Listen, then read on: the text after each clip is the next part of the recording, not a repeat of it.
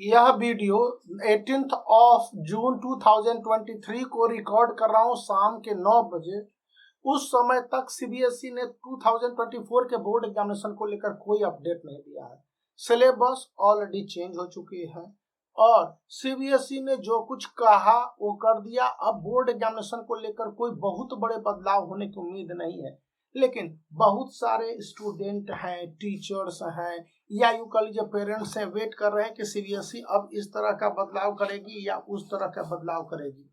लेकिन जो जानकारियां मिल रही हैं उसके मुताबिक सीबीएसई के बदलाव पर आधारित सारे सैंपल पेपर सामने आ चुके हैं और सीबीएसई ने जिस तरह से साइंस सब्जेक्ट में एनालिटिकल थिंकिंग वाले क्वेश्चंस को 40% तक बढ़ा दिया है। यहाँ पर एनालिटिकल थिंकिंग वाले क्वेश्चंस देख लीजिएगा, ए वाले हैं, फिर यहाँ पर ए वाले हैं। या फिर सीबीएसई ने जिस तरह से लॉजिकल क्वेश्चंस को भी इंट्रोड्यूस कर दिया है, ये पिछली बार असर्शन एंड रीजन के फॉर्म में था, इस बार लॉजिकल क्वेश्चन डाल दिया है।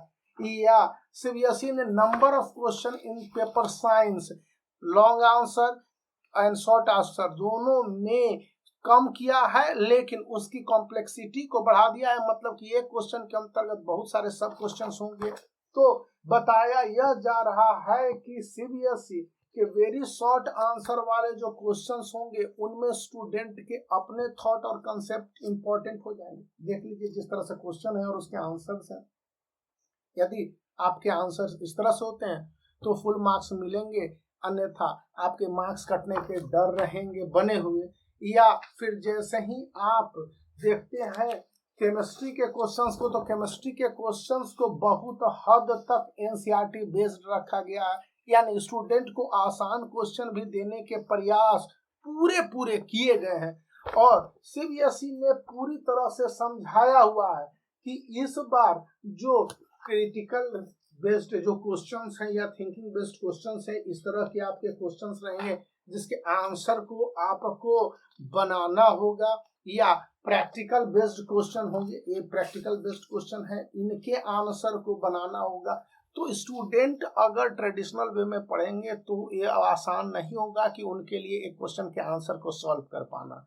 उन्हें पढ़ना ही होगा और अपनी थिंकिंग को डेवलप करने के बाद ही साइंस जैसे सब्जेक्ट में, क्योंकि बताया गया है कि इस बार साइंस में करीब देश भर में 10,000 से 20,000 तक स्टूडेंट हैं जो फेल कर गए हैं क्लास 10th में। 12th की बात को छोड़ दीजिए।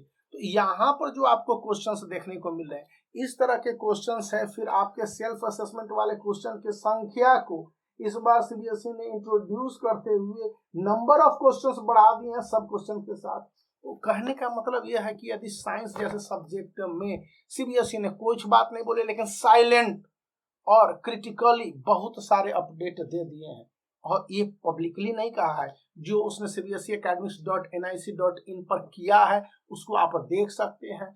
तो इस बार सतर्क होकर साइंस जैसे सब्जेक्ट में मार्क्स को स्कोर करना होगा, अन्यथा वही average out of 80, 60 to 70 marks आ जाएंगे और इससे ज्यादा आने की संभावना नहीं रहेगी। बात यहीं पर रहती है, तो इसलिए बचने की जरूरत है और सतर्क रह के अपनी तैयारी जो अपडेटेड मॉड्यूल में है वही आपको करने होंगे और यही आपके लिए सबसे अच्छा रहेगा। तो आप इस वीडियो को लाइक कर सकते हैं, चैनल को शेयर और सब्सक्राइब